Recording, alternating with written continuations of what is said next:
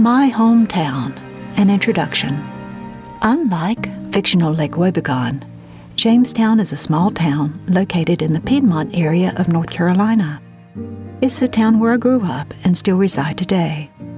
Though I did expand my horizon to a couple of outlying cities during my 20s, I could not help but come back home. Jamestown is undergoing major changes now, not being as emotionally attached, or perhaps because they just need the money. Some descendants of its former residents, who themselves held its land sacred, are selling to developers and corporations. Now apartments and businesses are rising from its ground like mushrooms during a late summer rainy season.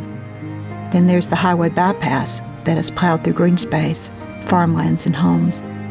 Its construction has caused years of ugly, gaping wounds that rip through the town's heart and seems nowhere near being finished. Now there's even talk of changing Jamestown's name. How can Jamestown not be called Jamestown anymore? Like most of the old-timers, I hardly recognize our town now. As we took our evening walk the other day, I pointed out the barber shop to my husband Chuck. I told him that it's the only business that's still located in the same place as it was when I was a child over 50 years ago. Some of the changes have been good, like the little park that's been placed across the street from the town hall. It has a beautiful shaded walk with benches to sit and daydream, a Veterans Memorial Wall, and a walk to find relatives and old neighbors' names and be grateful for their service and sacrifice. A few tables for an outside lunch, and a small backdrop where folks can come with long chairs and blankets on warm summer nights to enjoy a free movie or concert.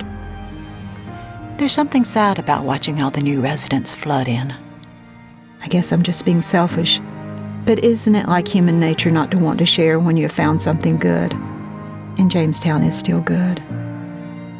The following is a collection of articles that I wrote over the years for the Jamestown News, and I've added a few unpublished ones. Nothing fancy, just a few memories I want to share with you. I hope you get a taste of its sweetness and why I love Jamestown, my hometown.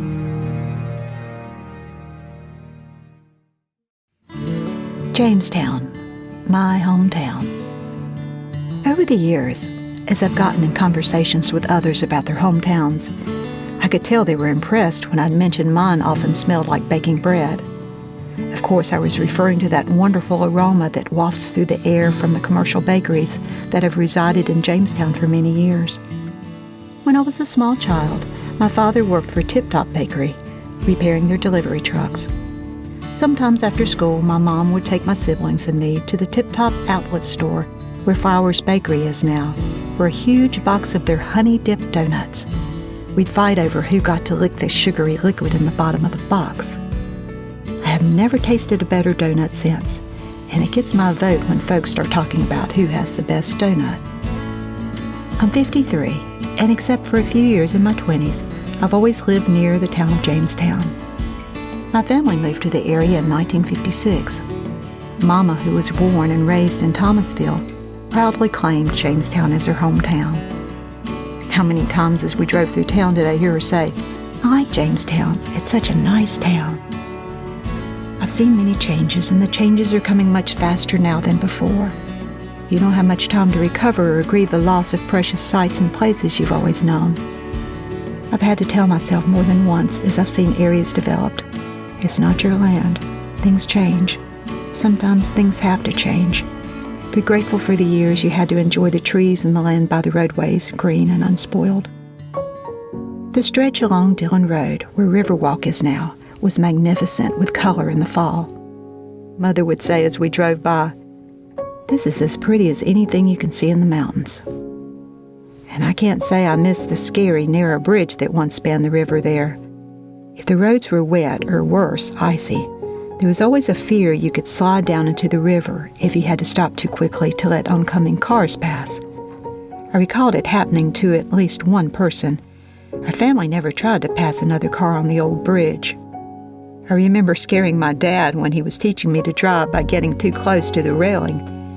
I didn't know my dad's bass voice could go as high as it did when he squealed out, "You're going to hit the bridge!" I still shudder when I think about the danger of the old Jamestown school being torn down. Lord bless those wise and insightful folks who saved it. It brings to mind the biblical admonition about not removing the old landmarks. When I visit the Jamestown Library that is there now and walk across the wooden floors, I seem to hear the same pops and creaks that I did during my elementary school days when our teachers had us tiptoe past the school offices so as not to disturb Principal Jackson. Or I'm reminded of those seemingly endless flights of stairs we ascended to the school library on the top floor. When I sit outside by Bo Stafford's memorial fountain, I remember him and how to me he more than anyone else was Jamestown personified. The faces, so many faces are gone. I think about Tom Ragsdale Sr. I remember Mr. Ragsdale coming to our home with sincere condolences when my father passed away. He also donated a pew to our church in Dad's memory. What a good and benevolent man he was. But no matter what happens to Jamestown, I always have my memories. One of the earliest is accompanying my father into Tilly's drugstore and going over to the small soda fountain to get tiny paper cups of Coca-Cola syrup to settle the upset stomachs back home. I remember the small marble tabletops and dainty metal chairs. We peeked into Dr. Fortney's waiting room, where it seemed so crowded the patients seemed to be sitting in each other's laps. I don't think people made appointments before coming to see Dr. Fortney in those days. My favorite memories of downtown Jamestown were of Blair's store, where Southern Roots is located. We'd enter by the back door. I seem to recall the bang of a screen door, the low lights, and the cool feel of the cement floor beneath my bare feet. Joe Blair would call out a greeting to my dad from behind the meat counter. "Hello, Mr. Small." But we kids had only one thing on our minds: to redeem the pop bottles we had collected from the surrounding roadsides and head for the candy counters up front. And who remembers the hot dog stand in the gravel lot where the Wells Fargo Bank is now? We'd stop in after school sometimes, and our mouths would water as we'd watch Mama bring out rows of hot dogs nestled in an empty bun box. There are memories of waiting around at the old depot at the Oakdale Road crossing with my train fanatic brother Mike so he could photograph some train he was interested in. Or walking with my sister Lynn and her friend Nancy down Oakdale Road to the Mill Village, or the surprise birthday party my classmates gave me at Sadie Mae's when I turned 17. What tender and melt-in-your-mouth lasagna she made. But some things haven't changed, like the sound of children's laughter coming from the elementary school yard. Soft, cool breeze that always seems to blow up the hill on hot summer days as you sit on the bench outside of Mike's Exxon. Sometimes it's hard to believe my dad and the station's former owner, Harold Hall, are not just inside the door telling each other funny stories. And when I settle into the barber chair for Rob to trim my hair, I breathe a sigh of relief that the barber shop is still the barber shop. Oh, Jamestown, please don't change too much. You are a rare and precious jewel among small towns. You've given me so much over the years and still do. I love to take walks on Main Street towards the setting sun and watch the clouds turn from gold to crimson to deep purple. As I turn around to make my way back home, sometimes I get to see one of the most beautiful sights I know, a moonrise over my hometown, Jamestown.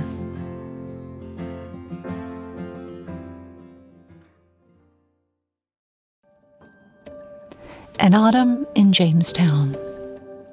The windy days are best when the sky seems to rain leaves. Like children released after a long day at school, the leaves run ahead of you, dancing, spinning, somersaulting. Wherever you go, you can hear the crunch of leaves beneath your feet, their spicy odors filling your senses until suddenly something inside of you that has been asleep all summer awakens. The Forestdale neighborhood, with its blessed shady canopy in the summer, now drowns in piles of leaves. The swish of rakes and the scream of leaf blowers will be heard for many days to come as the rest continue to fall. The sky that is starting to peek through the remaining leaves is sometimes such a deep blue it's almost purple. And there are the golden afternoons to enjoy, ones where if you're still enough, you can hear the click and the snap of the falling leaves around you, days where you just want to sit and bake in the warm sunlight, relieved it no longer feels oppressive as it did in summer. Your cats and your dogs have the same idea as they roll in the dusty grass at your feet. Your lunch break may find you at one of the benches at Wren Miller Park, where you may hear the hum and the roar of the afternoon school buses, mixing now with the daytime call of crickets. The persimmons are turning opaque and falling. There will be puddings this year. The race is on with the squirrels in our yard as they gather the pecans before we can, even picking them green before they hit the ground. The ancient black walnut tree that hangs over Dillon Road at the bridge is dropping its fruit. Too bad black walnut hulls are so hard to remove because black walnut cake is delicious. The large field at the Morse farm is mowed for hay. The dark ruby red of the maples that surround the library are quickly turning to give their annual display, usually the last show of color in town. Some birds are slowly disappearing, and the crows will now strut around town as kings for the winter.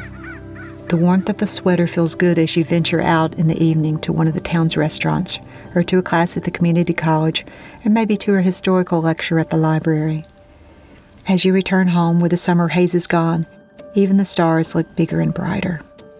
A blanket on the bed feels good as you crack your window for some fresh air.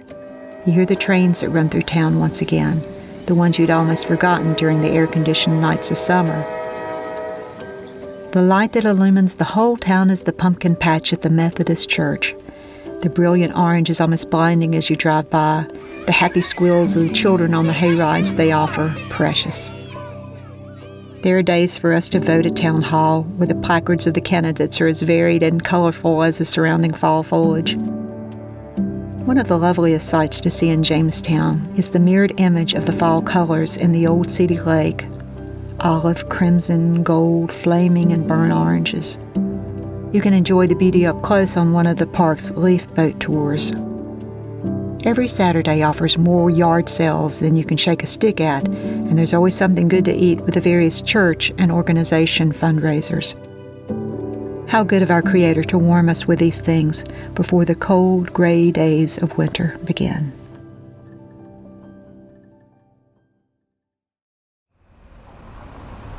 An autumn night's walk in Jamestown. The faint smell of burning leaves stung my nose as I left the thrift store at the Methodist church the other night. A full moon was rising off to the east. The air was full of cricket song, and golden lights were streaming from the church windows. A faint light still lingered on the western horizon. The night was too beautiful to pass by, so I put the purchases in my car, locked the doors, and started on an autumn night's walk through Jamestown. The large doors were open over at the fire station. I had to wonder if the folks there were enjoying the night as I was. The last of the early voting volunteers were leaving Town Hall, and I glanced over and noticed how almost every inch of ground was covered by the candidates' placards. As I neared the front of Town Hall, something seemed amiss. Something seemed darker. Oh, it was the absence of the ancient maple tree that we lost because of Storm Michael. Was I the only one in town grieving the loss of that beautiful tree? Crickets seemed to be everywhere. I continued to walk, and as one cricket sound faded, a new one would join in the chorus, like a last hurrah before the coming cold would silence them. Once I passed the post office, I could see the athletic field lights on over at Jamestown Elementary. Someone must have scored a goal as cheers and applause rose above all the other sounds in town. I was so taken by the sights and sounds around me, I suddenly realized I could have fallen from a large stick rolling under my foot. Grateful I didn't fall, I bent down to move it out of another person's path. A class was going on at Wine and Design, and I looked in to see what the painting of the night was. The smell of warm garlic bread permeated the air as I passed the Southern Roots restaurant. The windows there were full of smiling faces and lively conversation. A quiet night at the Potent Potables bar. On the upper patio, a lone couple sat looking into each other's eyes, his arm around her shoulders for warmth. I glanced across the street, and Full Moon Oyster Bar was busy as usual. I passed Mike's service station and noticed the hum and clacking sound of the machinery at the box factory. I love the sound because it takes me back to when I was a child. I could hear the second shift of machines running at Jamestown Cotton Mill. The same sound lulled me to sleep many nights. As always, the traffic on Main Street was nonstop, and I had to wonder what effect the new bypass would have. For the first time today, out of the corner of my eye, I had noticed the gap in the woods the road construction had caused on Dillon Road. It was too painful for me to turn and take a longer look. The parking lot at the grocery store was fuller. So many new residents in town.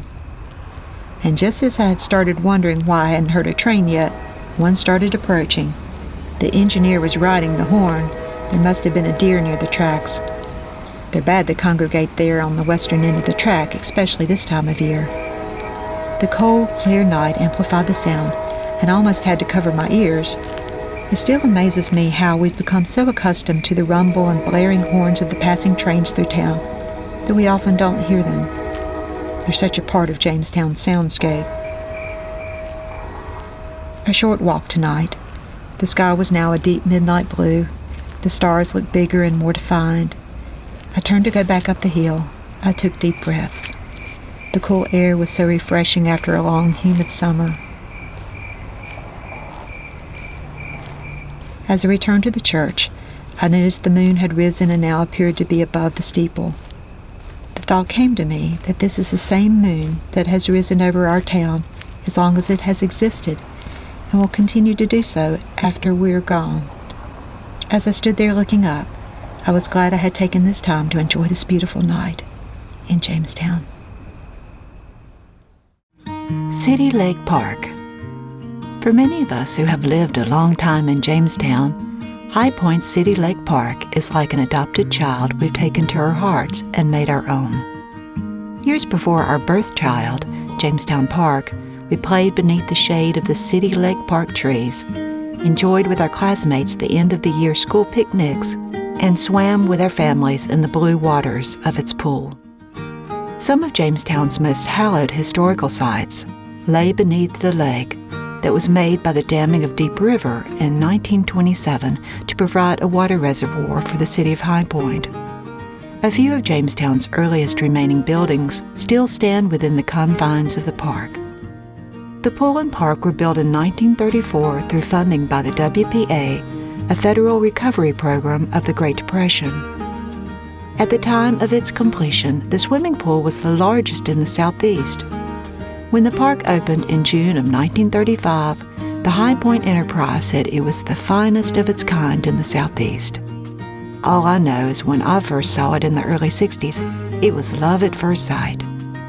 My family enjoyed Sunday picnics there.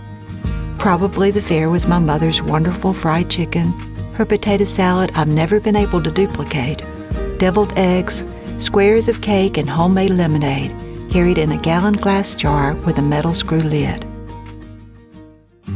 The children in the playground area, probably unwisely so, had closer access to the water. I remember Mama's nervousness if we ventured too close. Since my dad had been a pilot in the Second World War, the vintage plane for the kids to play on held special interest for us. The old rusty fire truck was great fun to climb on too. The park train was the special attraction then. Instead of today's high-sitting steam train replica, which can accommodate more types of folks, the old train looked like a diesel one, and the seats were low benches down inside each of the cars.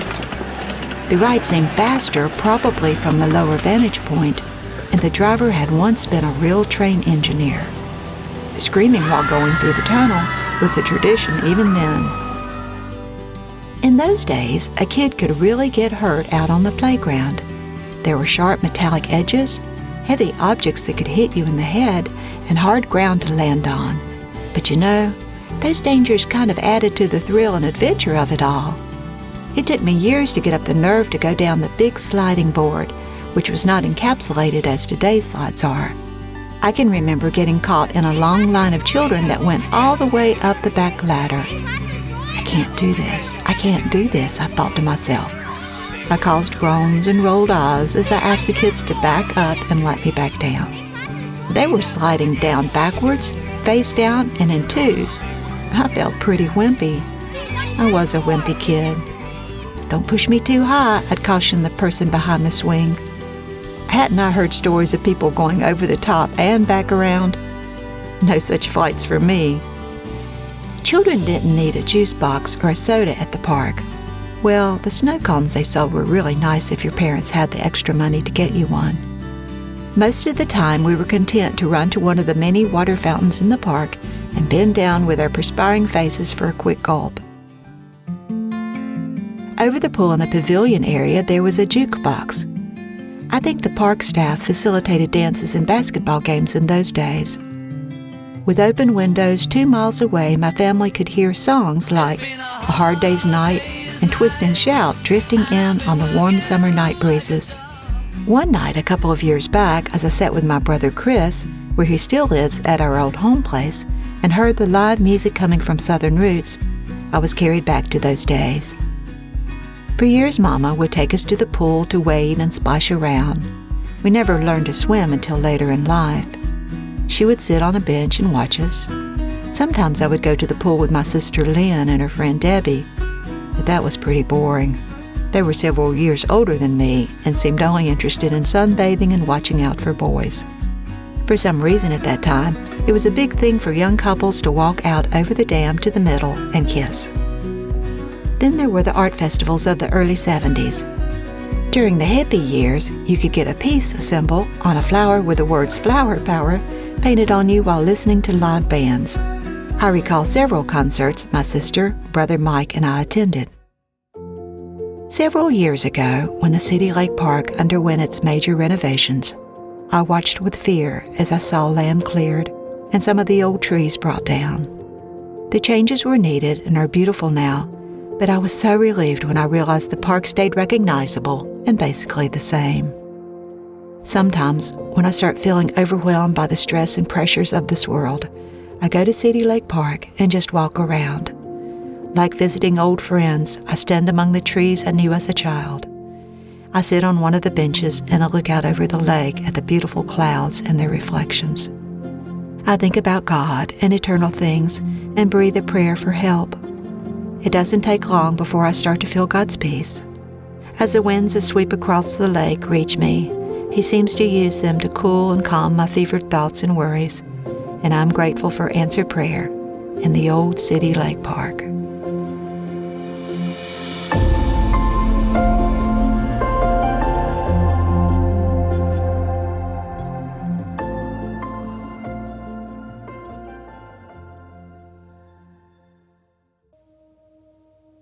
When folks always spoke.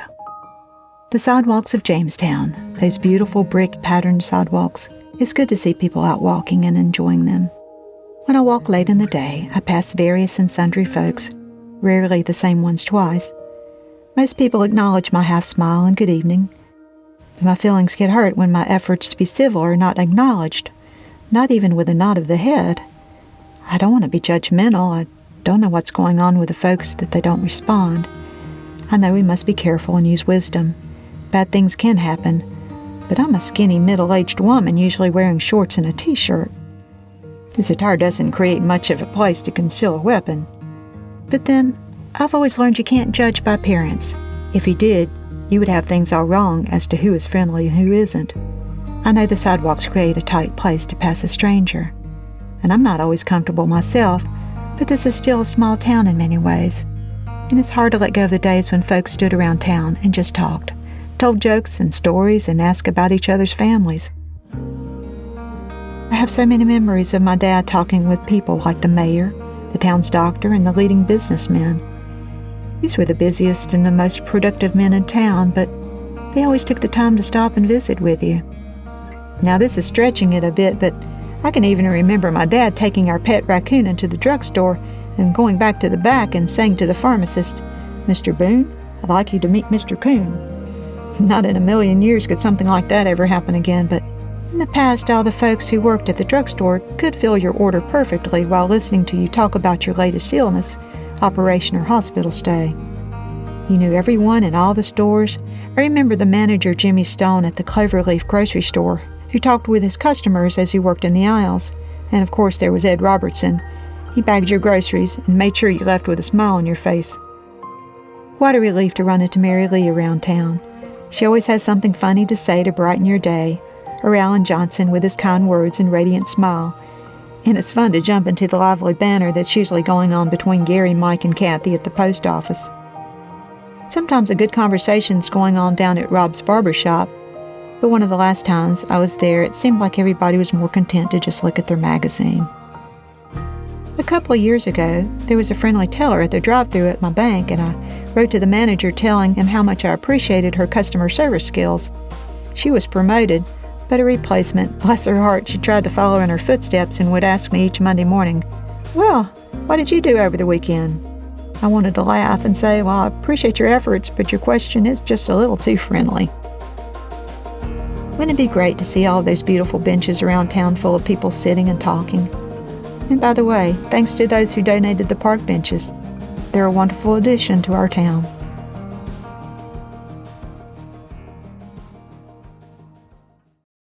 The trees of Jamestown and home. There is something about fall that brings the trees around us back into focus. Perhaps it's the crunch and crackle of their fallen leaves beneath our feet, or the rite of color that awakens us from our mental summer slumber. A few days ago, I was noticing the trees that surround our old home place, and a flood of memories came back. More than once I heard my father say about the giant wild hickory nut tree that stands by the barn. That's one of the tallest trees in Jamestown. I can stand on Main Street a mile away and see it. He hung our chain swing from its lowest limb, where as a child I swung and thought about the big new world around me. There is the old pecan tree by the kitchen window. Despite its million woodpecker holes, produced more pecans last year than all of its young surrounding upstarts. There is the massive maple tree that towers over the living room window. In 2005, I was so distraught by a dream that it was destroyed by a tornado, I recorded it in my journal. I was stunned when in 2007, according to the eyewitness account of a neighbor, a small tornado took out half of it during a summer thunderstorm. Fortunately, it fell parallel to the house and caused no damage. The tree provided shade for my elderly mother in a downstairs bedroom during the last years of her life. She did not want air conditioning installed, so even during the heat waves of the late 1990s, the shade of this massive tree and a floor fan kept her cool. It still stands lopsided, but providing shade and shelter. The maple tree that shaded our play area was a jungle gym in itself as we climbed and swung on its branches. I can see myself at age 12 sitting in the smaller maple tree by the mailbox reading Treasure Island. Jamestown is truly blessed with beautiful hardwoods. I still see trees that I remember from my childhood. While walking a month or so ago, I was caught in a heavy downpour. I ran to one of the huge cherry trees that stands between the street and City Lake Pool. I had to wonder if it was one of the trees that my mother sat beneath 50 years ago as she watched us swim. There is the old black walnut tree that hangs over Dillon Road at the bridge, the tree by the Mendenhall store that we would pass every Friday night on our way to McDonald's for a hamburger. And as a young woman, tired and sleepy, returning home from Greensboro, I would travel Guilford College Road. It was dark and narrow back then with a hairpin curve. When I would see the silhouette of the huge oak that once stood in front of Jamestown Friends Meeting Church, something inside of me would say, "You've made it. You're safe. You're almost home." Our trees surround us, seemingly cradle us, watching generations as they come and go. I appreciate Town Hall allowing the mammoth maples, despite their age, to remain in front. There can be such beauty in old things, especially in trees. When I would see the new construction in and around town, I would feel something unsettling in my soul. Barrenness, a foreign feeling that reminded me of Dorothy's words to Toto, "We're not in Kansas anymore." In writing this, I realized what was upsetting me. The absence of green, of shade, of strong trunks and limbs reaching heavenward. My hope and prayer is that some of these trees will be replaced and not forgotten.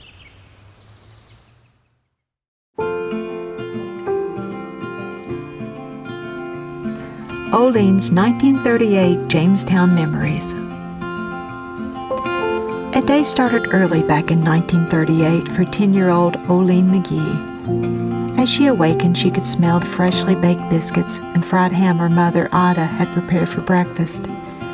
There would be her mother's newly churned butter on the table, along with jellies and jams made from the fruit of the family's orchard, and lots of creamy milk from their cow. Her parents had been up since 5 a.m. Olene's father, Will, had already brought in wood, lit the morning fire in the cook stove, gone across the street to the well at his parents' house to get water for the family's use that day, and took care of the livestock, eaten breakfast, and left for his job at Oakdale Cotton Mill. After breakfast, Olene gathered up her school things and the bag lunch her mother had prepared for her. With her older siblings, she started the 1.5-mile walk to Jamestown School. Since there weren't enough buses in those days, the children that lived within 3 miles of the school had to walk or find another way to school. Olene was glad that this was not a rainy day. Bell's Chapel Road, where she lived, could get awfully muddy when it rained. Once there was sleet and rain, and the children slipped and slid so much they had to give up and return home. The morning sun shone brightly on Olene's curly red hair. She had just washed it with the rainwater she had collected and rinsed it with vinegar. As the children walked to school and turned onto Dillon Road, others from the Wards, the Edwards, the Johnstons, and the Dillon families joined them. The sound of the children's laughter rang in the air. They would pass only a few houses. The woods grew thick where Riverwalk is now. The bridge was narrow across the river, and the kids couldn't help but peer over to look at the moving water below.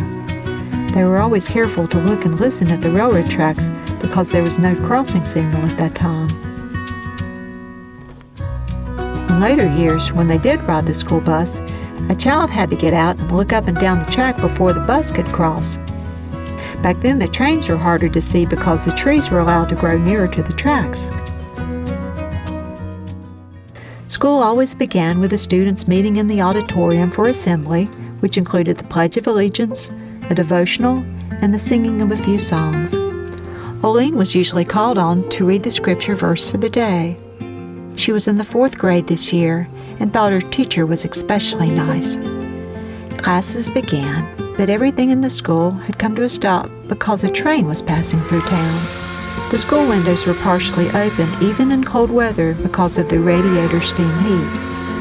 Nothing could be heard over the loud screams of the whistle and the roar and clatter of the massive steam trains.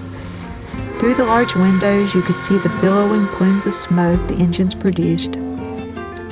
It was soon lunchtime, and one of the kids from the Methodist Protestant orphanage at 5 Points asked Olene if she would trade her homemade lunch for a lunch ticket for the cafeteria. Olene agreed, but that afternoon Olene's stomach didn't feel quite right. Her teacher sent her back to the school cafeteria, and a lady there gave her some vinegar and water. After classes in math, reading, and history, it wasn't long before the school day was over and time for the children to walk back home. On the way home, Olene grew quiet. She was thinking that she was glad tomorrow was Saturday, which meant she and her brother Julian would be sitting at the Broadhurst Movie Theater in High Point.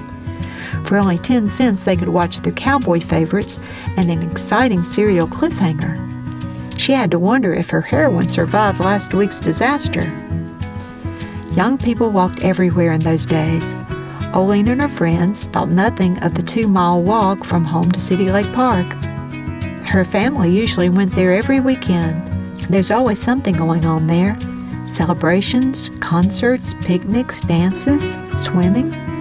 In those days, the pavilion there served as a community center. When they arrived home from school after a few chores, the neighborhood kids would gather and play games in the middle of Bell's Chapel Road, since a passing car was a seldom event. Sometimes Mr. White would pass by in his mule-drawn wagon, coming home from High Point where he had been selling produce from his garden. The kids would ride their bikes or play games like stealing the sticks. Sometimes they would work in the garden or in the orchard. Most of the families that Olene knew had a vegetable garden and kept livestock for their meat, milk, and eggs. That night at supper, Olene looked around at the faces that she loved. She wished that things could stay like this forever, that they could always stay together as a family. She purposely fixed in her mind how each person looked and where they sat around the table. She would hold on to this memory for the rest of her life. After supper, Olene's house grew quiet as the kerosene lamps were lit and her older siblings studied their lessons. Olene wished they could go visiting the neighbors like they had last night. How dark the night was, even with the kerosene lantern her father carried. When the children finished their homework, they gathered in the living room around the battery-operated radio. Well, here's an interesting article on crop surpluses, Molly. They listened to programs like Fibber McGee and Molly and Amos and Andy.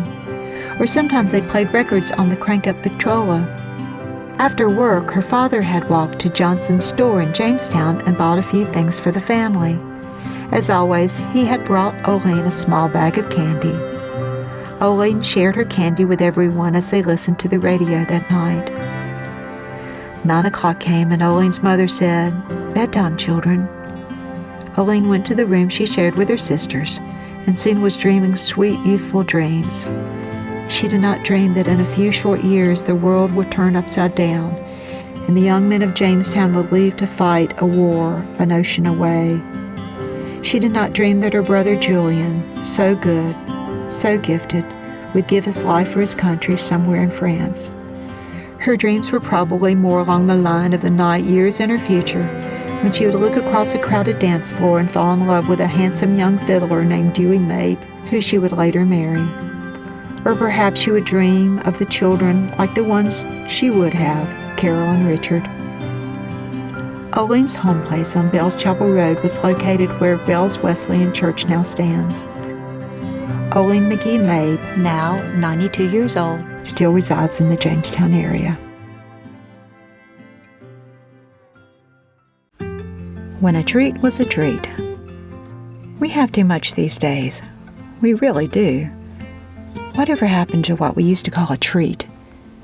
Now in our affluent, prosperous times, we can purchase any exotic food, drink, or confection just by visiting our local market. We wolf them down, hardly taking time to taste what we are devouring, knowing that there's plenty more where that came from. When treats are no longer few and far between as they once were, we miss the anticipation, the sense of reward for our labor, the savoring, and the sweet memories of the partaking. When I was growing up in Jamestown, my family was poor even for the standards of the simpler years of the early 60s. Mama had a food budget of $10 a week to feed a family of 8. Fortunately, at that time we lived on a farm and could produce some of our own food, but my brother Kenneth used to say we would have starved to death had it not been for the A&P store. Mama would take advantage of their cheaper Ann Page house brands and their day-old bakery table. I remember that store with its green tile linoleum and its piped-in syrupy music. As you walked in the door, children's chairs decorated with a Pennsylvania Dutch pattern were displayed overhead. I greatly desired one, but had learned at an early age not to ask for things. My parents were doing the best they could, but were not able to provide many extras for their children. Most weeks, though, Mama still was able to find enough money to get us a treat. I remember a clear bag of Hershey chocolate bars she once purchased. Since I was the only kid left at home, I got mine first. I can remember the strong temptation to take another bar, which I knew would short one of my siblings their share. I must have succumbed to that bad desire because I seem to recall my brothers and sisters chiding me with cries of, "You little pig." Homemade treats included a concoction my mother called a milkshake. It was milk from our cow sook, swimming with cream and poured over a glass of ice cubes with a spoonful of sugar and a splash of imitation vanilla she had purchased from the traveling Raleigh salesman. Or it may have been the big pancake-like cookies she made from the morning's leftover oatmeal. I stood by the iron skillet in anticipation as she fried each delicious one. She also made wonderful pudding from her own persimmon tree. As I look back on those more humble days for my family, I'm amazed at how God provided for us. Through no effort of our own, our land produced in abundance. Apples, peaches, pears, persimmons, cherries, blackberries, muscadine grapes, pecans, black walnuts, and hazelnuts. Sometimes we'd go shopping at College Village. We'd stop in for a treat at the Sweet Shop Bakery. Today it takes a trip to Disney World to light a child's eyes up with wonder. In those days were those longed-for words from your mother, "Now pick out something you like." The display case at Sweet Shop Bakery would do the trick. It seems each of the surrounding community stores also held a particular treat for us. Mama stopped at Varner's store. The Varners built the store for their paraplegic daughter Peggy to run. It was treat enough just to visit with Peggy. Mom got her favorite RC Colas there. Moore's store had a good meat department, and my dad's treat was their linked hot dogs. For us kids, our favorite was Blair's store on Main Street, where we would redeem the deposit from bottles we had dug out of the roadside ditches. Since the candy we purchased there was from the fruits of our hard labor, it tasted that much sweeter. When traveling to see our relatives down in the country, as my parents called it, we'd often stop for a treat at the blinding white curb market on Highway 64. I can recall the flat lay of the land, the far-off whine of the wheels of an approaching car, the slapping sound of maturing cornstalks, and the whistle of the red-tailed hawk overhead. Their Coke cooler was the old horizontal type that you had to shift bottles around to find your favorite flavor.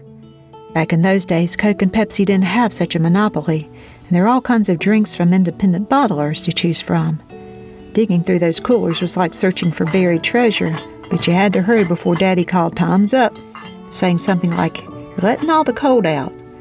For a travel-worn kid, hanging your face in a Coke cooler on a hot summer day was a treat in itself.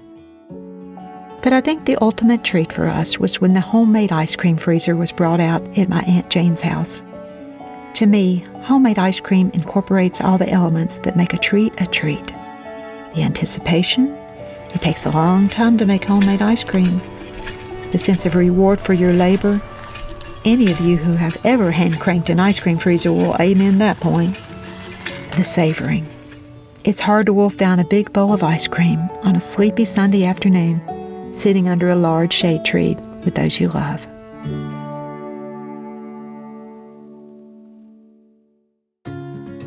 Not many toys was a good thing. I still remember the Christmas I got my Susie homemaker oven. The sweet smell of those little cakes that magically seemed to slide out. The heat of that light bulb that wouldn't pass today's safety standards. I actually remember most of my toys from my childhood years of the 1960s. That's because they were few and far between, and therefore appreciated and treasured. Our family was poor even in the days when most were starting to get their heads above deep financial waters. Each Christmas, my parents gave each one of us a nice and thoughtful gift. My favorite toy was for my 6th Christmas and was a little wooden piano like Schroeder's and Peanuts. I snuck out of bed in the middle of that Christmas night and in the dark found it. Somehow I knew it was for me. I hugged it to my chest and I took it back to bed with me. Plucking out songs on that little piano awakened the beginning of a lifetime of composing my own music. I guess the neighbors felt sorry for my sister and me and gave us some of their children's cast-off dolls. The clothes were missing, so with scraps of material from my mother, my sister started making clothes from them at the tender age of 8. Little snaps, lace, rick-rack trim transformed these dolls into something special, and my sister's been able to sew and design her own clothes ever since. From odds and ends, she also made a dollhouse for us.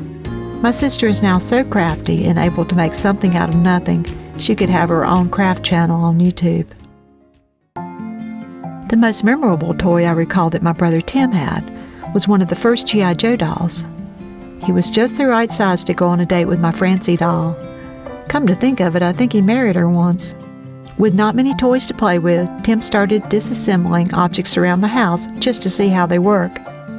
I remember he got into some hot water taking my dad's wind-up alarm clock apart. Tim must have learned something because he now has his own automotive repair shop and holds a patent for a cart he invented. My brother Mike received a few Lionel trains here and there, but to make his trains longer, he started building to scale more train cars.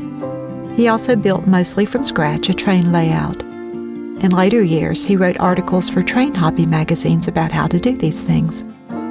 Chris, another brother, and his desire for motorized toys, started salvaging lawnmower parts from neighbors and relatives and began building his own.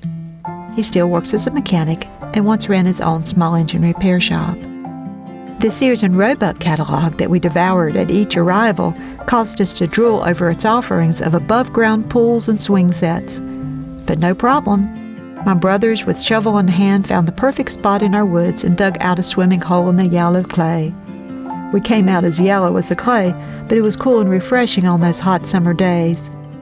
A plank thrown over an old oil drum became a seesaw. A board attached to a chain hung from the hickory tree at the barn, a swing. And my train-loving brother built a flat-car train ride for us. Making our own amusements awakened creative engineering and mechanical skills in all of us. Not having many toys turned out to be a good thing. The dollhouse. I had come in search of a pair of black ballet flats I had seen earlier in the week at the Jamestown United Methodist Outreach thrift store. After realizing that they had been sold, I disappointedly turned around to leave and saw it. An old, roughly made dollhouse, its roof shingles brittle from age, its white paint now a creamy yellow. Real door hinges positioned in the roof allowed access to its upper story. A nearby cardboard box held its contents. Almost breathless, I started pulling out what appeared to be a combination of bought and handmade furniture. But when I saw written in red ink on one of the box flaps, "Doll furniture, $20, I slowly put the box down. One of the volunteers quickly moved toward me and commented on the house. "What a labor of love," I said. "Some parent probably made this for a child years ago. Maybe they couldn't afford to just go out and buy a big gift." "People did what they had to," agreed this kindly gentleman seated at the cash box. "I'm glad somebody appreciates it." This came in on Monday, and we decided to price it off for $5. I was stunned and pleased. "I don't have any use for the house, but I'd like the furniture," I explained. "If you want me to get the house out of your way, I'll dispose of it." "Oh, just leave it here," the man said in a tone I would later understand. "Perhaps somebody else would like to have it." I paid for the furniture, excited to find it for a project I had in mind. But as I was descending the steps into the darkening parking lot, a pang of regret and sadness hit me. All that time, all that love, all that Christmas excitement to put together this dollhouse, and now I was pulling it apart. It needed to stay together. "I'll get the house," I decided. I was just too tired that night and then found I could not get back to the thrift store until the following Saturday. I made sure to get there early and was relieved to find the house was still there. Unlike most old items that reek of must and mildew, as I drove home, the sun coming through my car's back glass heated the house, and the most wonderful aroma, reminding me of hot wax, pine, and leather, filled the air. I first took the house to show my brother Chris. "Look what I found at the thrift store," I began. "Someone might pay a fortune for that in an antique store," commented Chris, like most men thinking of a monetary value. "No, this is priceless," I thought. "It's a gift of time and a gift of love to a child." I asked my friend Nancy Willis, who's 88 and has an excellent memory, to help me date the house. She saw items dating to as early as the 1920s, perhaps pieces from an earlier generation passed down. Her father had made a dollhouse for her when she was around 3 or 4. She recalls him using dolls like the one in this house and a couple of similar pieces of furniture. I noted the house goes back to the days when modesty prevented even the representation of a commode, back to the days when our society knew how to blush. Nancy commented that perhaps the house goes back to the days when most people didn't have a commode in the house. When I look at the house, I imagine a time that seemed to move much slower, when evenings weren't filled with staring into screens and being entertained, when families sat around a stove and talked about their day, the mother's hand still working on some darning or perhaps knitting something like the little rug in the dollhouse, the man carving out something like its tiny bathtub. Perhaps a young member of the house was reading out loud a story from Reader's Digest or the latest Saturday Evening Post, or they were listening to the Jack Benny Show on the radio. I imagine back to a time when most families couldn't afford to buy elaborate gifts for their children, when Christmas was a time when hushed tones were heard and secrets were kept about homemade gifts being made. Any crafting of gifts had to be done during snatches of time grabbed between chores and duties that were necessary for a family's survival. The thought of a parent who obviously was not skilled in woodworking, creating this for a child, touches my heart. Surely it meant something to that child for it to have survived all these years. Now, even the trudging from store to store looking for that perfect gift is disappearing. Now a purchase can be made by the picking up of a computer, flashing through a few screens and a few pressings of a finger. I show the house to others every opportunity I get. Young people seem the most interested, probably not as a museum piece as to how things once were, but hopefully as an inspiration.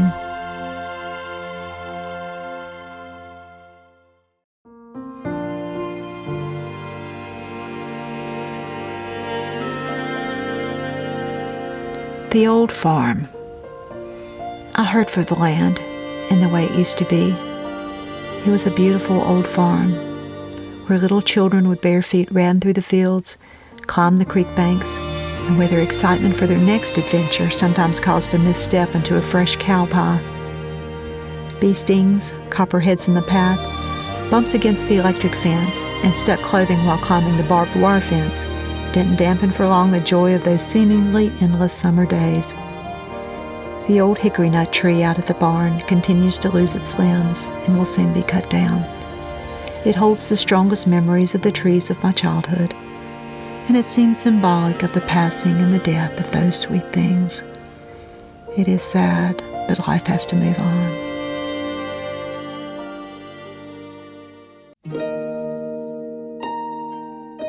Where have all the fireflies gone? Excuse me, I should have said lightning bugs, as the folks in my part of the woods call them.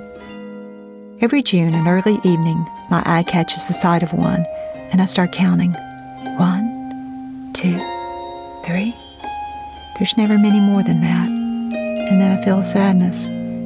I dread that one day there won't be any left at all. When I see the pesticide signs and the exterminator trunks at people's homes, I think about the fireflies. Not to spread any false rumors, but I'm thinking these type chemicals can't be too discriminating as to which flying insects they kill. What older adult doesn't have some happy memory as a child running around on a long summer evening catching fireflies? I've never been comfortable seeing anything in captivity, so I didn't trap mine in a jar. I gently cup my hands around one, peek inside to see where that little miraculous light was coming from, then quickly release it. The other evening, I was sitting in my chair out at my old home place. The grass was green again from the recent rains. A nice breeze was blowing through the trees around me. A cat was curled up in my lap.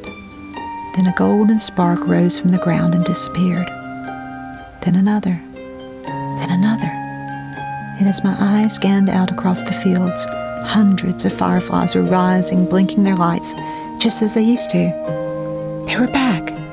They weren't gone forever as I had feared. At least not now, not this year, not in this yard. I was so happy, I almost cried.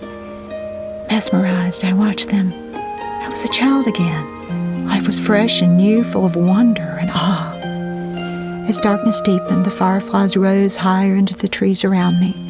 I always ask people if they remember how there once was so many lightning bugs that they made the trees look like Christmas. No, not that many this time.